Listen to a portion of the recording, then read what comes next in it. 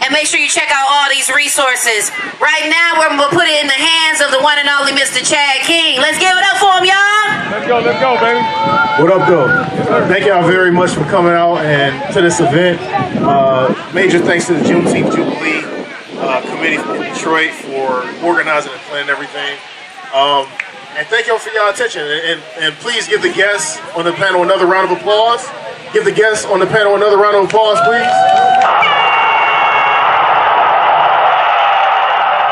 All right, so we just heard earlier today about literacy. We've heard about financial freedom. We've heard about health and wellness. All of these things have a common through line, and that common through line is policy, because policy will often dictate what someone's health care plan may be, or what's available to them, or the funding for health care. Policy will often dictate the status of our school systems and the funding that our school systems have in order to engage our students and make sure that they are literate in this school system. Policy will dictate how much money you make per hour. Policy will dictate how much it costs to go to college. And so this particular panel is named Voting Vigilantes for a reason. It's important, it's critical. Quite frankly, we need to look at our vote as currency. We have to look at our vote as currency. I'm gonna say it one more time, look at our vote as currency. Because politics is what? An exchange. You do the things I need you to do for me and my community, I vote for you, right? That's how we should be treating our votes. We shouldn't give it away like charity. And so I'm honored to be on this panel with everybody up here. And we're gonna go ahead and get into the conversation. I want everyone to introduce themselves really quickly. Just a quick two-line statement about who you are. I'm Ashanti Kafi. I'm a citizen here in Detroit, active member of the Black Slate, Detroit Historical Organization. Happy to be here with you. Thank you for the invite. Hi, I'm sorry, my voice is kind of gone. So I'm gonna try to use my deep voice because it kind of worked better. But my name is Maya Jones. As Judge said, I was the youngest person to run for mayor here in Detroit. Also founder and executive director of Duga Detroit. She said she was an Alpha Alpha Delta Detroit alumni from EE. And what else? That's it for now. Yeah. Oh, hello. Hey everybody, I'm Nicholas Barnes. I'm a political strategist down here in the Detroit area. For the last few years, I've been working to help people like us get elected to office. As well, I do coaching in the side, so I'm pretty active in the community, helping people with cognitive impairments have access to safe and competitive sporting environments. I'm Michael Imhotep, founder of the African History Network, host of the African History Network show. I'm a historian, radio show host, national political commentator. Many people see me every Friday on Roland Martin Unfiltered. I'm a researcher, lecturer, writer as well. So we deal with a lot of these topics at the African History Network and focus on history, economics, law, and politics. All right. Thank y'all very much. So we're going to get right into it.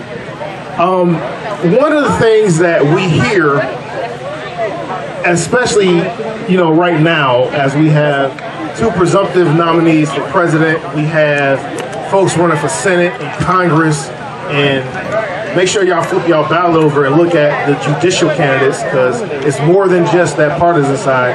It's judicial candidates and ballot proposals as well. But one of the common refrains that we hear all the time is that this is the most important election of our lifetime. This week, I've heard that 4 times already, right?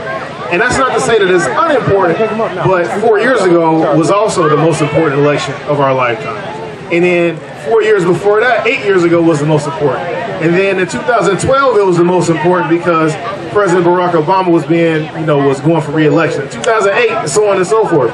So why is this particular election cycle different than the previous ones to make this one the most important? Who want to go first? I'm gonna go with you, Nick. Me personally, I would say this election cycle. First, I would say I'm not really the one to fear-monger when it comes to getting people to voting, but I understand that this is a very important election. I would say one of the reasons why we say it's one of the most important elections because outside of traditional political ideology, there is a lot of hatred and malice towards a lot of things that we take for granted in everyday life.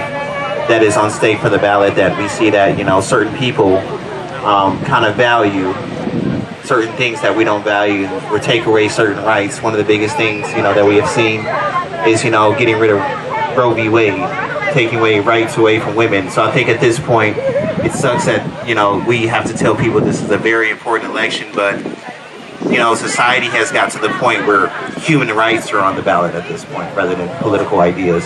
I think at this point, I think it's very important that we protect certain basic human rights that I'd like to think a lot of us believe in this upcoming election cycle.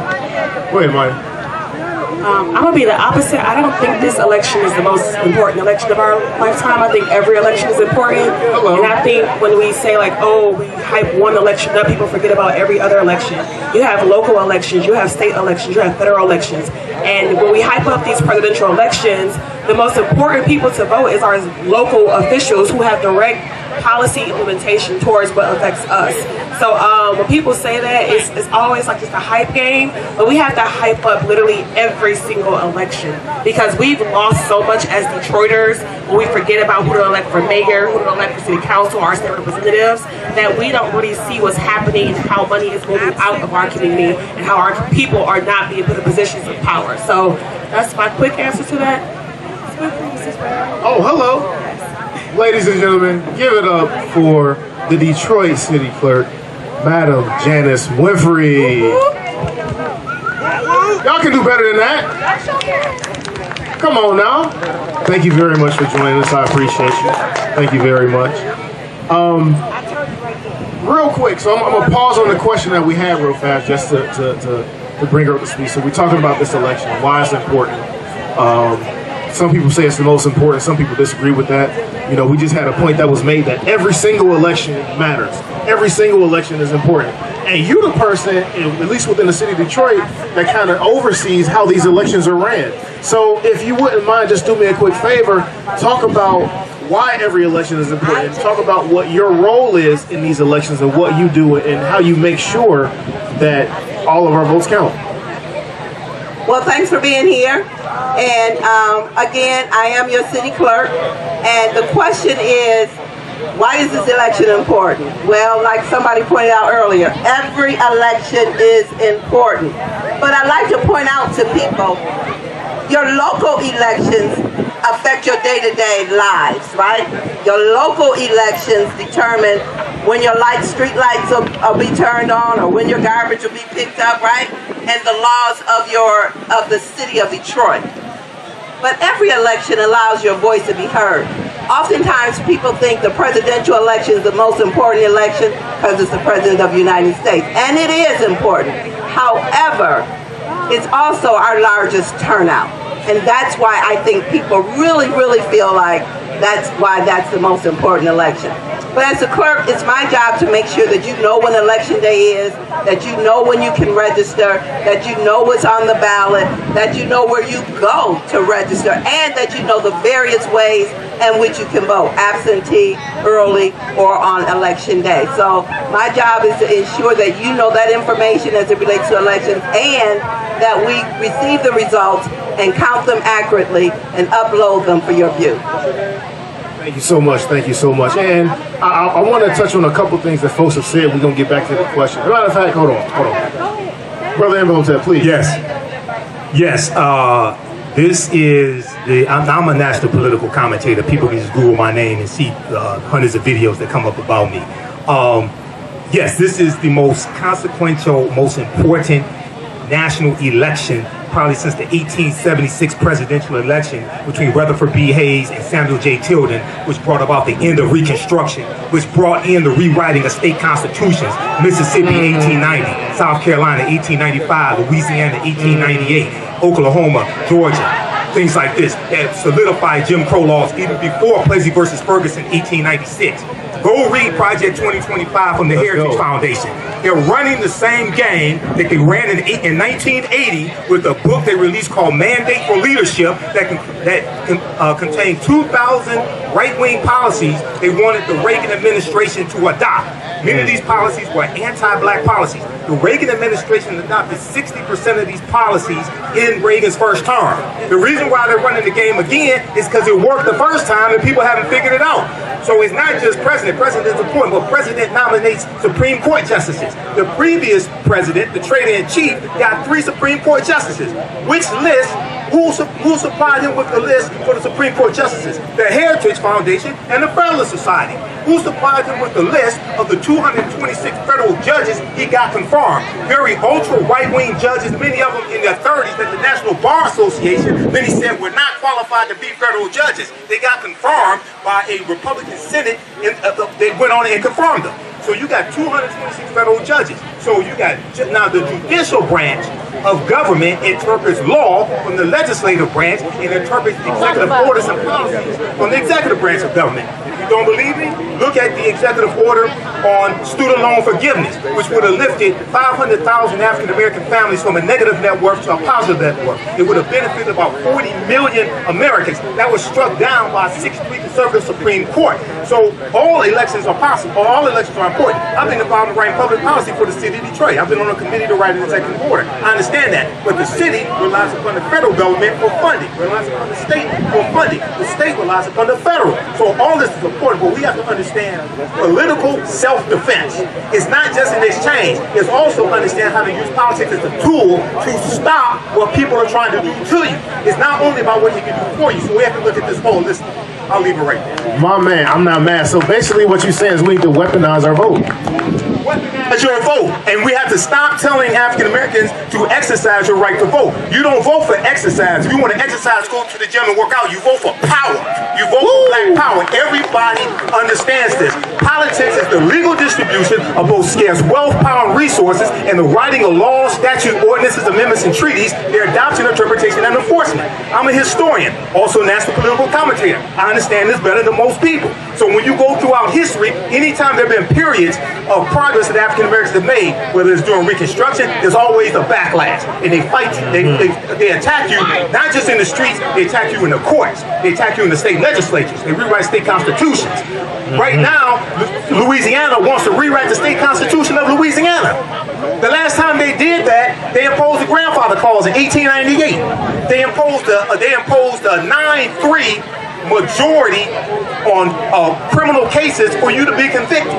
Anybody know about that? 1898, Louisiana rewrote the state constitution. So if you were convicted of a crime in the state of Louisiana, once that state constitution went in place, because African Americans could serve on juries, they specifically wrote that to nullify African Americans on juries. So if 9 white people found you guilty of a felony and 3 African Americans found you not guilty, you were guilty.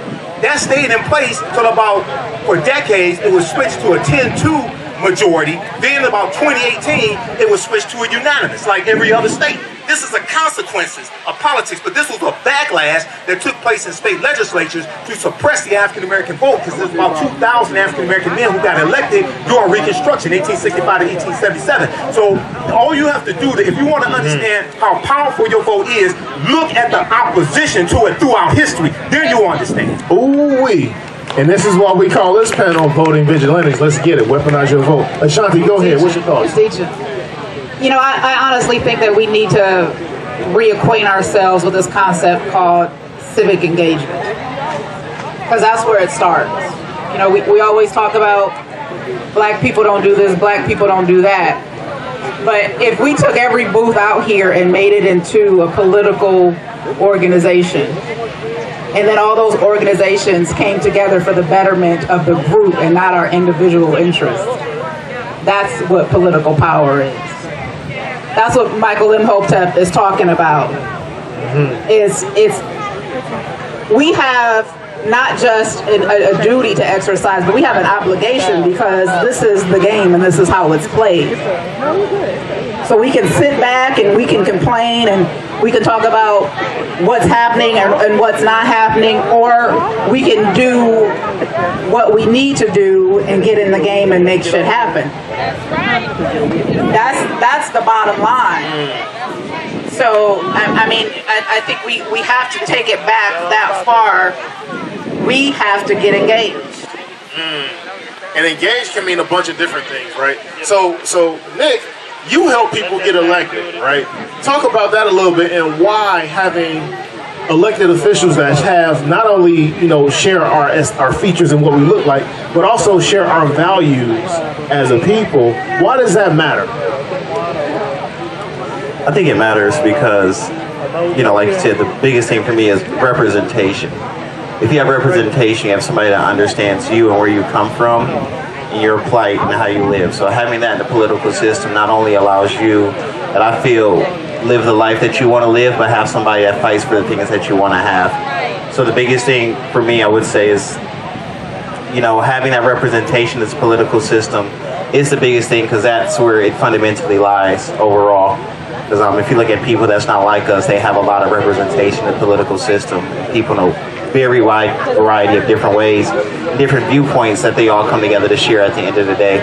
I think for us, having that representation is key, and just supporting people from your neighborhood or even from your city or township or your county is very important, because you want somebody that's from your neighborhood and somebody that looks like you and understands you and your community to represent you, because they'll implement good policies and advocate for things that you need, whether they're coming in and whether trying to assimilate to the neighborhood that they have and change it, or overall just trying to change it overall to get it the way they want to see. So I think that representation and supporting candidates, getting out and donating, volunteering, knocking doors, doing phone banks, I think is very key, because, the political system reflects the way you interact with it. And if you don't interact with the political system, it won't reflect the way it looks like for you. So if you interact a little more and you push people, you will start seeing that representation in the political system. So Maya, what are your thoughts on that? Because you ran for the highest office in the city of Detroit, right? And you represent a demographic that is often underrepresented, that is often underserved, that is often not really considered politically for most of the time. What are your thoughts on making sure that the elected officials come from where we come from and have those shared experiences? I think it's important, but I also think it's important that we understand what politics is for and what elected officials are for and what they do. So just because you brought this up, the quick story of where I ran for mayor when I was still in college at Michigan State was because I was an intern at the Congressional Black Caucus Foundation. I was already really involved in student government at Michigan State. So I was president of BSA, on Homecoming Corps, president of MPHC, and we were able to really push policy on a student level, and I didn't really comprehend what I was doing because I was just doing it because I was just very involved in school. So one of my mentors was like, you should get intern with the CBCF because you're very good at this. And I was like, well, I'm not a politician. I don't want to do this. Like, this is not what I do. Like, politicians are liars. That's what I believe as a 18, 19-year-old. So when I ended up going to Congress and I interned with Congresswoman Brenda Lawrence, I was like, oh my God. These senators do the same thing we do in school, but on a bigger level, and they're way less effective. I was like, oh my God, we need like way more young people doing stuff, because young people are actually active and we push things through. And if you look at history and everything, a lot of the movements, it was young people who are active in pushing through policies and being disruptive. And this panel is called Vigilantes, right? So I did it as an act of, we need to step up and then also inspire the next generation, because succession plan in our community is really poor, in my opinion. We're not training the next leaders. We're not teaching our kids how to get themselves involved in politics. We're not teaching them how policy really affects the money that comes into our pockets, our homes, all of this. So for me, it was, how can I inspire and go back home to be able to push my friends and push my family members to be active, and then also put our issues on the table. Y'all know me, I had a big mouth when I was young. Miss Janice know, I was in her office all the time, like just running my mouth about how we need things and how we need to push things. And guess what? When I was talking about my issues, other candidates started talking about my issues too. That was my whole goal, is how can we talk about house gentrification? How can we talk about how our kids or our families can afford to buy homes, to stay in our homes, right? So how do we push these issues to the front of the table? And that's what it was all about in the beginning. Now it's about, okay, how do we really push it? Because I've been working at Google for 6 years, and I still see how we're struggling. So we see all this stuff happening in the city, but we can't even afford to buy the homes that are being renovated. We can't even afford to go to the hotels that's being built. So is it really for us? are we really pushing our people forward to be able to afford this stuff or not? And I'm blessed to, again, work at Google and not have no kids, and I can do so. And even me buying my house, and I'm gonna tell you, it was $250,000. They're like, who is this 28-year-old girl? Meech, this is my realtor, Meech. He was my mentor at Michigan State. Like, we went through so much buying my house because of my act of resistance in purchasing in my neighborhood with that power. So we need to just ensure that, again, just going back to it, that we teach our kids how even trying to buy a house in our city is policy. So that's what this whole thing has been about, just a consistent act of rebellion against the system, against black people. Ooh-wee. Again, I'm with it. This is what we talk about, weaponizing our vote. Now, Ashanti, you are on the Black Slate. Now, for those that don't know, talk about what the Black Slate is, why it's important, and how it can be utilized as as leverage to further engage folks, and so that we can weaponize our vote. The Black Slate is a historical grassroots political action committee. And what we do is we attempt to endorse the best candidate for the job. And so what does that mean? So I talked about engagement earlier, and the brother over here talked about how to get active with those running for office. The bottom line is everybody's not going to do that. Everybody's not going to get out and research who the best candidate is. You're not going to look at their records to see what they've done historically. You're not going to read young Maya's bio to find out why she's qualified, right? So what the Black Slate does is we take on that body of work for you. We do all that research for you. We do all of that investigation and interviewing for you. And then we choose the candidate that we believe best represents the black voice here in Detroit. And then we endorse those candidates. And because of our strong legacy, our endorsement reads a lot. We go to those polling places that Ms. Winfrey tells us to go to. We say, Ms. Winfrey, where are the voters going? So we can be there, we can show up, and we can have information to give those voters on who we think the best candidates are to vote for. And, a lot of times we get that right. Sometimes we don't.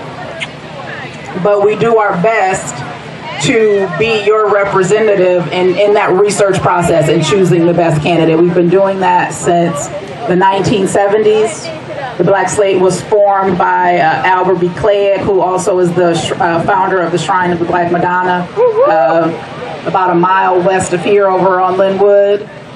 And we're not just resting on our laurels on that history. We are still active in the community today.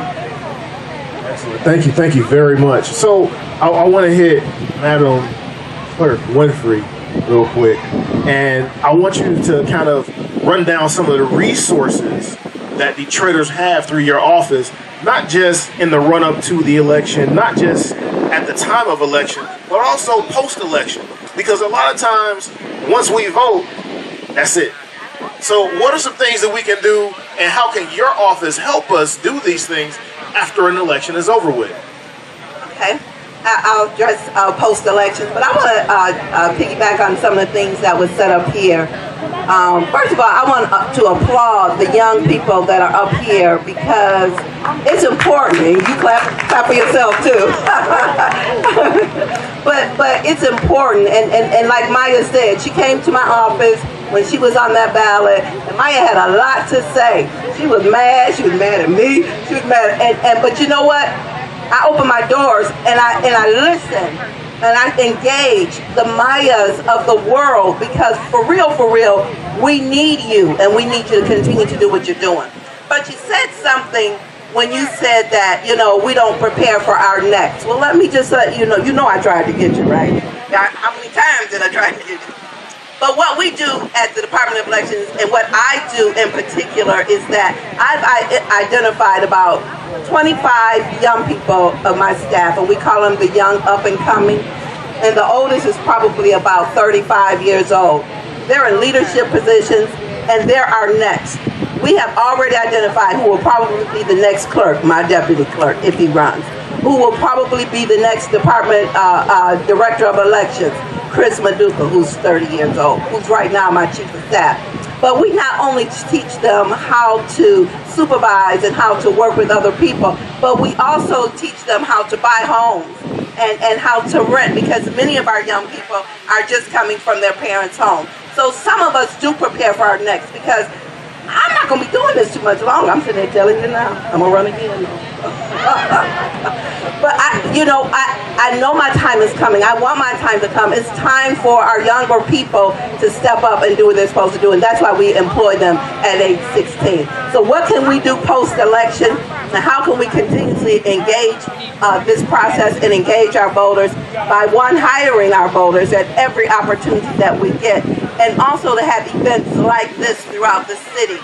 Voter registration drives are great, but voter engagement and getting those people to the polls is better. We work all year long with churches, and some of these new laws that we have passed with Proposal 22.2, Detroit's been doing it all along under my purview. They told me we couldn't vote any other day but Tuesdays in November and August, and I said that's some bull. I said people should be able to vote when it's convenient for them. And so we opened satellite voting before early voting, right? We did that as a way to engage our people more than just one time out of the month of November and one time out of the month of August. We do events like this all year long to keep people motivated, to keep them encouraged, but really it's up to you, us, those people. Like, if you go to church and your church has a band, if you're in a sorority or fraternity, if they have transportation, you should be getting these people to the polls on election day. What we do throughout the year is prepare for the next election by giving events just like this. We have a big event coming up July 27th that I'll be talking about more. Yeah, that's the first day of early voting, but it's also going to be a huge event for the Department of Election City Clerk's office. We're going to shut down West Grand Boulevard. We're going to have some local entertainment, and we're going to ensure that everybody that's in attendance, and we're expecting 1,000 plus, will be voting that same day. We also just had a state of elections a couple weeks ago that was well attended, and it was the media covered it very well, so people can know and understand what they can expect as we move closer to August and November. Excellent, thank you very much. So I was just notified that we only got a few minutes left. I want to do a couple of quick announcements, then we're going to do final remarks. Thing one, if you're not registered to vote, get registered to vote at michigan.gov/vote-with-alphas. Michigan.gov/vote-with-alphas. You can register to vote. And that's also for you young people as well. If you're 16 years old, you can pre-register to vote, meaning you can complete that form, and guess what? By the time you turn 18, you will be able to vote if it's election time. So again, michigan.gov/vote-with-alphas. All right? And we often complain and talk about our voices not being heard. This is an opportunity for you to hear from the candidate. So again, July 20th, Wayne County Community College, Eastern Campus, 12 noon to 5 p.m. Thank you. Appreciate you, Eric. Thank you. And as well, the Detroit Alphas always have a series called Conversations with Candidates. We've had a few of the people on this panel on that program before. So again, this is what we do every election, every vote. So we're about to wrap up because we about out of time. We've talked about how important this election is. We talked about how consequential this election is. We talked about how it's important to really weaponize our vote, and we've talked about the resources that your local official, Madam Clerk here, is able to provide for Detroit residents. Right now, I want each of the panelists to identify. So, and I want to make sure we touch on this and conceptualize the fact that it's important who we vote for, but it's more important what we vote for. It's important who we vote for, but it's more important what we vote for. And so with that being said, I want to make sure I give each of y'all time to identify 3 whats that matter in this election. Brother Imhotep. Well, number one, you're dealing with student loan forgiveness. Number two, you're dealing with saving the democracy, because even though you have a fantastic economy, one of the fastest growing economies in the Western Hemisphere, 15 million jobs created, 2.6 million jobs went to African Americans. Stock market reached 40,000 points, Dow Jones Industrial Average for the first time in history. You lose your democracy, none of that happens. All you have to do is go study other totalitarian societies, and you see what I mean. And then next, I would say also the attack on diversity, equity, and inclusion, because we saw the Supreme Court strike down affirmative action when it comes to college admissions because of conservative activist Ed Bloom and his lawsuit. Now Ed Bloom is going after the Fearless Fund, which you have African-American women providing small venture capitalist loans and small grants for women of color. They're going after that also. That was just blocked in a federal appeals court, okay? And those were federal judges. Two of those federal judges were appointed by the guy who incited the insurrection January 6, 2021, okay? So we have to understand how all of this is connected, and I would encourage people to go to whitehouse.gov and just search for how these policies have helped black people. Because there's a 36-page document that comes out at whitehouse.gov that shows how this administration's policies, like $16 billion for HBCUs, you look at 1 million African-American children lifted out of poverty from the $1.9 trillion American Rescue Plan that no people in the House or the Senate from the other party voted for. Also, follow me at AfricanHistoryNetwork.com. Keep up with the African History Network. Follow me on Facebook, The African History Network, 1 million followers there. YouTube, 74,000 followers, Michael Imhotep. And come visit my vendor booth. It's right down this strip with the white top and the point. I have my DVD lectures there as well. Thank you. Thank you very much. Thank you very much. We got a few more. Nick, go ahead. I would say just to keep it quick. Biggest three, first thing for me is your wealth is on the ballot. You got to supply yourself to supply your wealth. Voting is the first step in protecting your wealth. Make sure that you have good people on the ballot. It's going to have good things for you to, have business and do other things, tax breaks and all of that. So your wealth is the first thing I'm going to say. Housing, which also ties into your wealth. We want people that's going to make sure that we're going to have good housing and other things that's going to supply our wealth. So your housing, infrastructure, I'll put those all in one. We've been seeing a lot of construction around here, so that's definitely on the ballot. And the third thing, I would say, you are on the ballot. You are a vote. If you don't vote, it's like going to a restaurant, paying your bill, and walking out without your food. So I would say you're on the ballot. If you're a tax-paying citizen, you might as well get out there and vote, because at that point, you're just throwing your money away as far as I'm concerned. Thank you very much, Nick. Mike, what you got? I had to take notes on this. So I know you said like 3 things to vote for, but one thing we gonna all say is economics, period. So when it all comes down to it, it's about money a lot of the times. Money solves healthcare issues, buying homes, being able to afford things, basic needs, even beyond your basic needs. So just ensuring that we as black folks continue just to think about wealth building. Like we have to build wealth to sustain wealth in our community and in our family. I'm going to shift a little bit. We need to do more collectivism. You talked about it here. Like, we need to learn how to work together as a community. And that's something that we really lack a lot of the times, because if we let small issues dictate how we communicate with each other. One thing that I love to tell people is no permanent friends, no permanent enemies, only permanent interests. Ooh. We need to just really stick to our interests and our values. Because if we don't do that, we're going to just spend so much time losing time, because we just simply can't get over the fact that I don't have to like you, but we can work together. We can figure out how to press our community forward, because we're not going to like every single person we run into. Sometimes I don't like my brother, but we still have to figure out how we're going to build our family together, right? So we're all affected by it. So learn how we can work together. Then my last thing was mindset shift. Like, black folks, we need to shift our mindsets, because there are times because I'm in law school too, so I've been studying the Constitution again. I study African American studies at Michigan State. I do a lot of research and history studying too, and I just feel like sometimes we still get stuck in the slavery mindset, and some of us are not out of that mindset of we can't and we won't, because we will and we can. So when we shift that perspective of that we can and we will, I think we can start pushing for way more than what we are as a collective group. So those are my 3 things. I know it ain't issues, but it's just what I believe. We're going to invite Maya to the shrine. Let's come on to the shrine. Sister Ashanti, go ahead, you got it. What's your 3 whats that we should be paying attention to as we hit the ballot box? I think our health is on the line.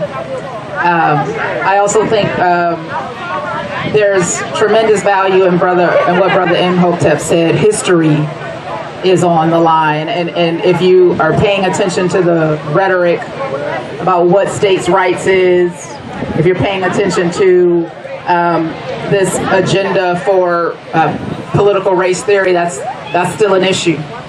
These individual states are putting policies into place, and if we go back and look at history, it starts in one place and then it spreads, right? So your interests, whether you are aware or not, are on the line. Your blackness is on the line. We have people who are running, and I know we don't think that, some of us don't think that this is the most important election of our lives, but the man with the orange hair is not a friend of black people. He is not a friend of black culture. Please don't have short-term memories and forget this is the same man who in New York put out an ad to send 5 innocent black boys to prison without equivocation. Hello, somebody. Please don't forget. Okay? Don't put the dollar over your personal lives, because that, to me, that's what's at stake. Madam Winfrey, what are your 3 whats as far as the election? If you can get into that, because I know you kind of sit in a precarious position and things like that, but give us what you got for it. Not precarious, just nonpartisan. So because I count all ballots and all candidates and all initiatives, I cannot say what you should vote for, but I can tell you what to do when you vote. Make sure you turn that ballot over, because oftentimes we forget the back of the ballot has candidates on there too, mostly judicial. I can also tell you to make sure that you vote for every contest, because oftentimes, if you leave it blank because you don't know a particular person or initiative, you're essentially giving a vote to something that you may not want. So make sure you vote every contest. And then finally, make sure you know the ballot. We send you a sample ballot, but there are nonpartisan groups that go over each initiative, that interviews every candidate, and they don't tell you who to vote for, but they tell you what they stand for. You can go to the Women League of Voters website. They do an excellent job. Citizen Detroit, they do an excellent job. The 100 Black Men, they do an excellent job. Nonpartisan, but they will digest all those initiatives and candidates for you. And the music is playing on us. That's our time. Thank y'all very much for coming to the Vigilantes panel. If you like this type of information, visit our website, AfricanHistoryNetwork.com, AfricanHistoryNetwork.com. You can register for this full online course, and it's 10 multi-week sessions, okay? And we have a few more sessions left. Now, we do the sessions live. All the sessions are archived and recorded. So our next sessions are today, June 1st. We're going to start up in a few minutes as soon as I finish this broadcast. So you can join us at our online school. This is taught at our online school, the African History Network online school, June 8th and June 22nd, 2024. All right. And here's the flyers. Well, the classes are on sale, $60, regularly $130. We do the sessions live. All the sessions are archived and recorded. As soon as you register for this course, you can go back to class number 1. You can watch all the class sessions. They're archived. I do a PowerPoint presentation. We have book references, articles, video clips. I show you excerpts of interviews I've done with many of our scholars as well, like Professor James Small and Tony Browder and Runoko Rashidi, etc. You can look at our class lesson plan here as well. I've been teaching this class on and off since 2007. I've been studying history 34 years. I put together an extensive class lesson plan that takes you through each class session to show you an outline of the type of content that we cover. You can download the class lesson plan as well to help you in your studies, help you in your research also. Okay. We have a preview of the class here as well. And then my second class that starts up. Now we got information for my my online show, my radio show, the African History Network show as well. Facebook, YouTube, download the iHeartRadio app. You can listen to podcasts also. But my new class starts up June class number 1 starts up Sunday, June 23rd, of Black resistance movements from the Haitian Revolution, U.S. Civil War, Civil Rights Movement, and Black Power Movement, 1800 to 1968. Now, this is a fantastic class, and this class actually helps us to understand what is taking place right now in America with the attack on diversity, equity, and inclusion, with the attack on critical race theory, with the attack on voting rights, anti-Black laws being passed, all of this. This class right here, and I developed this class. I first started teaching this in late 2021. And I created this class because what I realized was the first class that I taught, I had so much information to cover. I did not have a chance to really dig in deep into this period of history from 1800 to 1968 to understand what leads to the U.S. Civil War taking place. What happens during the Reconstruction Era, 1865 to 1877? We look at policies like the Missouri Compromise of 1820. We look at the Haitian Revolution, 1791 to 1804, and we start with the Haitian Revolution and the Louisiana Purchase of 1803 because those two events are connected. Okay, the Louisiana Purchase, one of the reasons why it took place was because of the Haitian Revolution and Napoleon Bonaparte and the French getting their behinds kicked by the Haitians. Okay, so we take you through our history and look at this history chronologically. All right, so we look at the Missouri Compromise. We go look at the Mexican-American War, 1846, 1848. Treaty of Guadalupe Hidalgo of 1848, which is how the U.S. gets California, Arizona, New Mexico, Colorado, Utah, and Nevada. Okay, this is how they get all of this territory. And we see what leads to the U.S. Civil War taking place. South Carolina is the first state to secede from the Union, December 20th, 1860, 6 weeks after Abraham Lincoln becomes president-elect. And you have the South thinking that Lincoln is going to free the slaves. So we look at the U.S. Civil War. We look at the Reconstruction Era, 1865, 1877. And African Americans get voting rights. You have the 13th Amendment, 14th Amendment, 15th Amendment to the U.S. Constitutions. And then we see with the Compromise of 1877, we're going to see a lot of those rights reversed.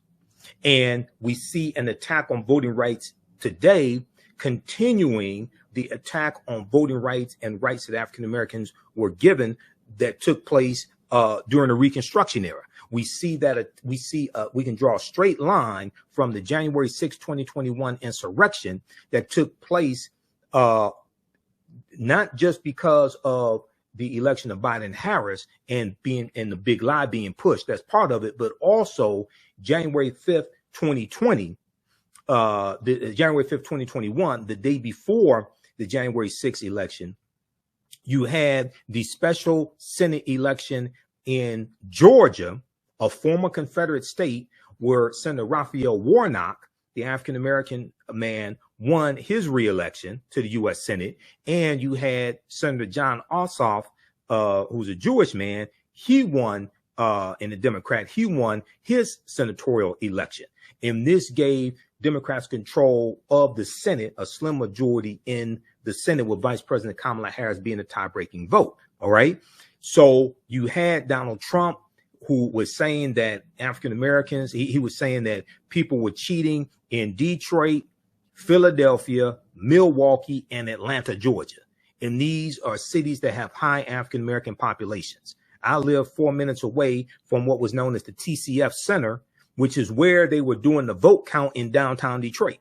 Okay, I saw I saw the protests going on outside and how you had these Trump supporters out there. Okay, you can draw a direct line from the collapse of Reconstruction and the political violence that helped bring an end to Reconstruction and what's taking place right now. Okay, so we deal with this in these two classes.